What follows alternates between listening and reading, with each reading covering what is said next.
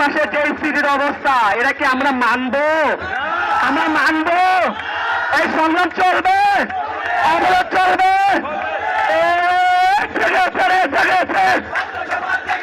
ছাত্র সমাজ জেগেছে, লেগেছে রে লেগেছে। বাংলাদেশ কৃষি বিশ্ববিদ্যালয়ের পক্ষ যে ছাত্র সমাজটা আছে সবাই আজকে একসাথে এই জায়গায় হচ্ছে, সেটা হচ্ছে কোটা সংস্কার আন্দোলনটা নিয়ে। আপনারা জানবেন যে বিগত কিছুদিন ধরে আমরা হচ্ছে গেলে সারা দেশের ছাত্র সমাজেরা রাস্তায় নামতেছে যে হচ্ছে গেলে কোটা সংস্কারের একটা আন্দোলন নিয়ে। এখানে আমরা সবাই চাচ্ছি সর্বোচ্চ সরকারি চাকরিতে সকল গ্রেডে যেন হচ্ছে এই কোটাটা সংস্কার করা হয়। এখানে হচ্ছে গিয়ে যে মানে বিভিন্ন সেক্টরে 56% কোটা রাখা হয়েছে। তো এই যে এমনি একটা হচ্ছে গিয়ে যে এই দেশে হচ্ছে বেকারি সমস্যার কোনো শেষ নাই, সেখানে যদি 56% কোটাই থাকে তাহলে মেধাবীরা আসলে যাবে কোথায়? তো সেখান থেকে আমরা আসলে এই কোটাটা সংস্কার যাচ্ছে এবং সকল ক্ষেত্রে সর্বোচ্চ 5% রেখে যেন এই কোটাটা সংস্কার করা হয়। এটা আমাদের নির্বাহী বিভাগের কাছে এটা আমাদের দাবি। তো এই দাবিটাকে সামনে রেখে আমরা আজকে বাংলা ব্লকেট কর্মসূচি করছি সারা দেশে। যদি আমাদের দাবি না মানা হয়, ছাত্র সমাজের পক্ষে যদি রায়টা না আসে, তাহলে আমরা এই বাংলা ব্লকেট কর্মসূচিটা আমরা হচ্ছে গিয়ে চালিয়ে যাব। এর সাথে সাথে অন্যান্য কর্মসূচিও আসতে পারে। আপনার 5% রেখে জাতীয় সংসদে আইন পাস করে নির্বাহী বিভাগের মাধ্যমে সেটি সারা বাংলাদেশে কার্যকর হবে বলে আমরা মনে করি। আমরা কোনো ঝুলন্ত সিদ্ধান্তে আমরা যেতে রাজি না। বৈষম্যের শিকার হয়েছি, এই বৈষম্য ছাত্র সমাজ কখনোই মেনে নিতে পারে না। আমাদের দাবি যদি মেনে না হয়, হাইকোর্ট থেকে রাজপথ সব কিছু বন্ধ করে দেওয়া হবে।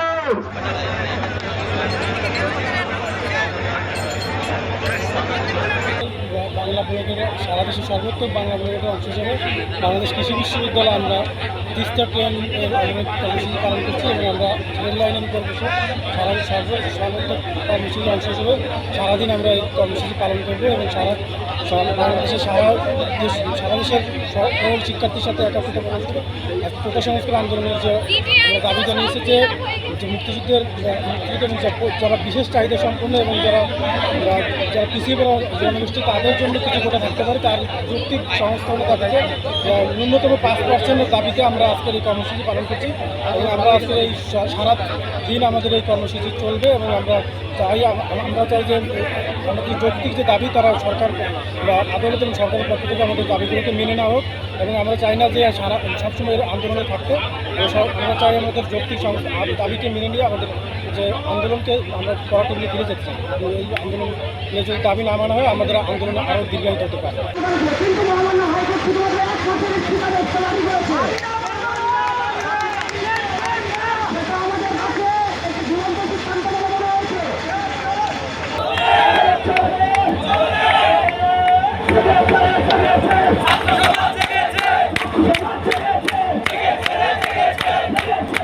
ফিরে যেতে হবে।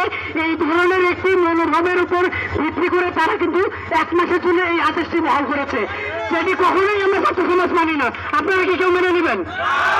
গোটা বাংলার ছাত্র সমাজ কি কখনো মেনে নেবে? বাংলার মেধাবীরা কখনো মেনে নেবে? আমরা বিচার বিভাগের প্রতি সম্পূর্ণ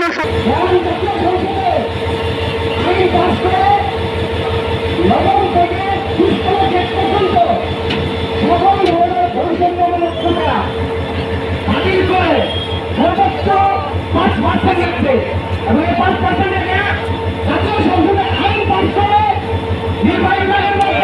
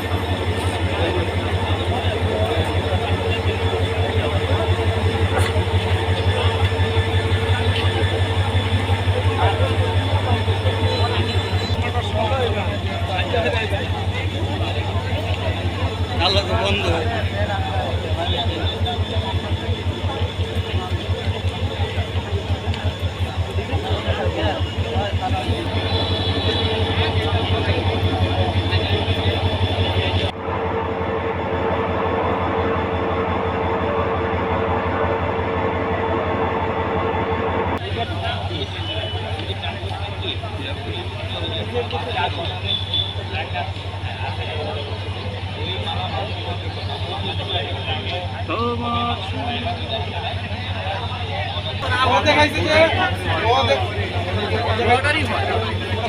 না না হয় না এটা তো বিশেষ করে আমাদের কাহিনী কি এই বৈষম্য চক্রান্ত গ্রহণ করতে পারে না।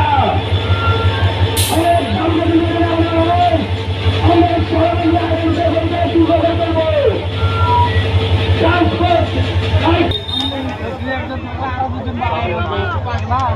সবাই যদি থাকে তাহলে উদ্ধার